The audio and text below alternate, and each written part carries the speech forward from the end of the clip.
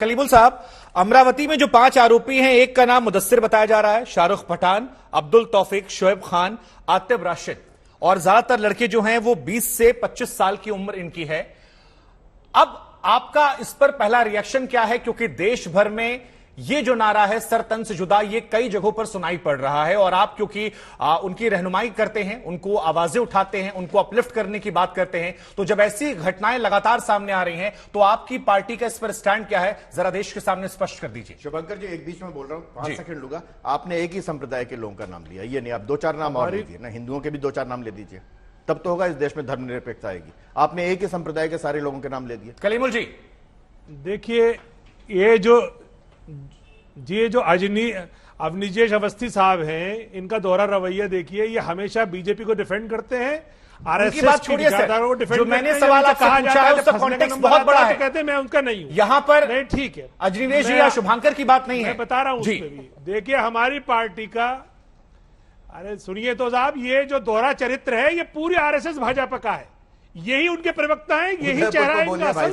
और इनकी पोल खोली कल न्यायमूर्ति ने, ओवैसी पे बोलिए। सुप्रीम कोर्ट में, जब सुप्रीम कोर्ट में इन पे फटकार लगी और फटकार लग के ये बात कही कि आप सिलेक्टिव काम करते हो, और ये भी फटकार लगी कि एक अकेली महिला है जो पूरे देश में जो उबाल मच रहा है वो अकेली जिम्मेदार है, और वो अकेली महिला कलीमुल जी, शायद आप तक मेरी आवाज नहीं गई थी, मैं एक बार सवाल आप चाहेंगे फिर से दोहरा दूंगा। एनईएस की आप चाहेंगे सवाल फिर से दोहरा दूंगा मैं। जिन लोगों की रहनुमाई आप करते हैं उसी वर्ग से 5 नाम फिर अमरावती से आए हैं।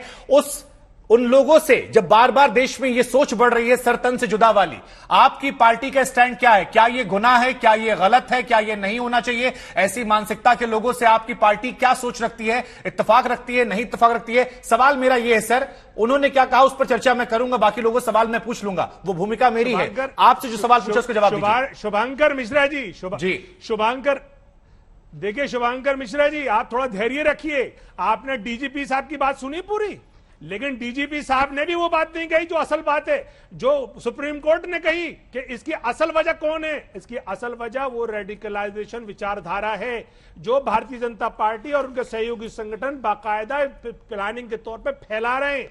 हम किसी विचारधारा को सपोर्ट नहीं करते जो अराजकता फैलाए, जो देश के कानून के खिलाफ हो। हम चाहते हैं कि हर वो मुजरिम जो भारत की दंड संहिता में जुर्म करता है उसके खिलाफ सख्त कार्रवाई होनी चाहिए, चाहे वो अमरावती हो, चाहे वो उदयपुर हो। और हम हर ऐसी घटना की मजम्मत करते हैं। हमने उदयपुर की भी सख्त अल्फाज में मजम्मत की, लेकिन हमारा सवाल यह है कि 24 घंटे से ज्यादा हो गए सुप्रीम कोर्ट को टिप्पणी करे हुए, वो दिल्ली पुलिस कब जागेगी?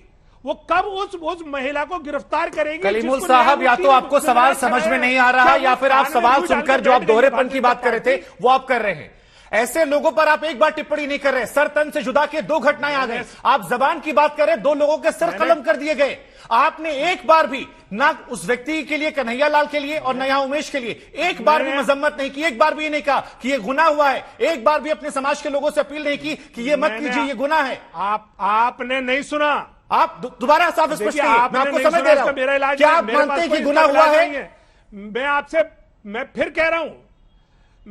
फिर कह रहा हूं कि उदयपुर की घटना की जितनी मजम्मत की जाए कम है। वो आतंकवादी मजम्मत नहीं, सर तन से जुदा की मानसिकता की क्या मुखालफत करते हैं? क्या इन लोगों ने गुनाह किया है? क्या देश के मुसलमानों से आप अपील करेंगे कि इस सोच से दूर बनाएं? सवाल आपसे यह है।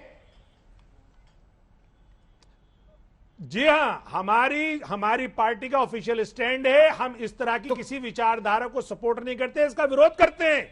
इनके खिलाफ कानून अपनी सख्त से सख्त कार्रवाई करे। लेकिन हमारा दूसरा साथ में यह भी कहना है कि जो इन चीजों की वजहें हैं, जो रेडिकलाइजेशन बढ़ रहा है, आखिर अफरोजुल की भी तो उसी उदयपुर में हत्या होती है। सरतन से जुदा का मतलब क्या होता है सर? पहलू खान को भी तो मारा जाता है, सरतन से जुदा का रेडिकलाइजेशन नहीं है, तबरेज को भी तो मारा जाता है। सरतन से जुदा का रेडिकलाइजेशन नहीं है। नहीं, बिल्कुल रेडिकलाइजेशन है, रेडिकलाइजेशन है, और हम इसको खत्म करना चाहते हैं। खत्म करने के लिए क्या कर रहे हैं? मुसलमानों की छोटी छोटी बातें आप उठा लेते हैं, इसमें क्या कर रहे हैं आप? आपने क्या किया अब तक? महाराष्ट्र के केस के बाद वहां तो आपके विधायक भी हैं। इसे खत्म करने के लिए, देखिए, इसे खत्म करने का सिर्फ एक ही इलाज है कि सरकारी एजेंसियां सिलेक्टिव ना करें एक्शन। सरकारी एजेंसियां ठीक है, दोनों हमारे साथ एक और मेहमान भी हैं डॉक्टर। जल्दी ठीक है सर, आप खत्म समझिए, आप कराएगा अपने हिसाब से अपनी पार्टी की लाइन ले रहे हैं। डॉक्टर तस्लीम अहमद रहमानी साहब, अब सवाल मैं आपके पास भी लेकर आ रहा हूं, क्योंकि ये जो बीमारी है ये देश में घर कर गई है और ये समस्या बहुत बड़ी हो गई है। ये हिंदू मुसलमान से बड़ी हो गई है, बीजेपी कांग्रेस या सबसे बड़ी हो गई है। आज दूसरा मामला सामने आया है, अजमेर में हजारों लोगों ने सरतंज के जुदा के नारे लगाए हैं। आपका स्टैंड इस पर क्या है? शुभांकर जी, मैं सबसे पहले तो आपसे पूछना चाहता हूं, अभी आप कलीमुल हफीज साहब से जो सवाल कर रहे थे मजम्मत करने के बारे में, पता नहीं आप सोशल मीडिया पे रहते हैं नहीं, आप अकेला आपका चैनल मुल्क में नहीं है, बहुत सारे चैनल और सोशल मीडिया है जितने बड़े पैमाने पे मजम्मत हुई है। वी आर नॉट अपोलोजेटिक कि हम आपके अल्फाज मुंह में लेके बात करेंगे। हम लोगों को जितनी मजम्मत करनी थी करी है, करेंगे जब भी जरूरत पेश आएगी करेंगे। लेकिन असर तो नहीं हुआ ना सर, असर तो नहीं हुआ सर। दो लोगों के सर धड़ से अलग हो गए सर। आपकी मजम्मत में वो इंटेंसिटी नहीं नजर आई सर। आपकी बातों को या तो आपके वर्ग ने सुना नहीं, या वो इंटेंसिटी नजर नहीं आई, या नियत नहीं होगी। आपको दिखाने के लिए कुछ नहीं करना है। दो घटनाएं हो गई सर, आप पूरे मुल्क के जिम्मेदारों को कटहरे में खड़ा कर, दो घटनाएं हो गई सर। आपको नहीं लगता कि थोड़ा और संवेदनशील होने की जरूरत है? मुल्क के मुसलमानों को कटहरे में खड़ा कर रहे, मैं खड़ा नहीं कर रहा हूं सर। के जरिए इस देश के पूरे मुसलमानों की रहनुमाई ना आप करते हैं और ना इस देश के पूरे मुसलमानों पर सवाल खड़ा करने का अधिकार मुझे है। मैं कोई व्यक्ति नहीं हूं, मेरा काम सिर्फ सवाल पूछना है। मैं उस जिहादी मानसिकता सोच पर सवाल पूछ रहा हूं, मैं देश के मुसलमानों पर सवाल नहीं पूछ रहा सर। मैं आपको फिर से फिक्स कर दे रहा हूं, मैं उन लोगों पर सवाल पूछ रहा हूं जो सरतन से जुदा की बात करते हैं, उस गंदी सोच पर, उस आतंकी सोच पर। मेरा देश के मुसलमानों सवाल नहीं है, मैं भी उनसे उतनी मोहब्बत करता हूं जितनी आप करते हैं। शुभांकर जी एक मेरा सवाल ये है, जो गुड़गांव में ये गुड़गांव में सर आपके पास मैं आपके पास आऊंगा। डॉक्टर तस्लीम साहब बात पूरी कीजिए।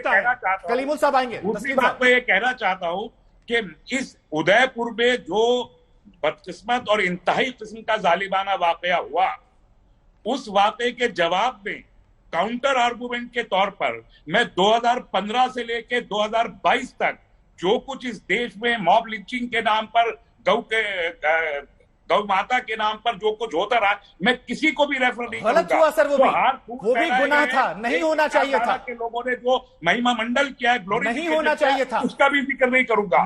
नहीं होना चाहिए था। जिन्होंने वो किया वो भी गुनाह है, और आज जो हो रहा है ये सोच भी गुनाह है।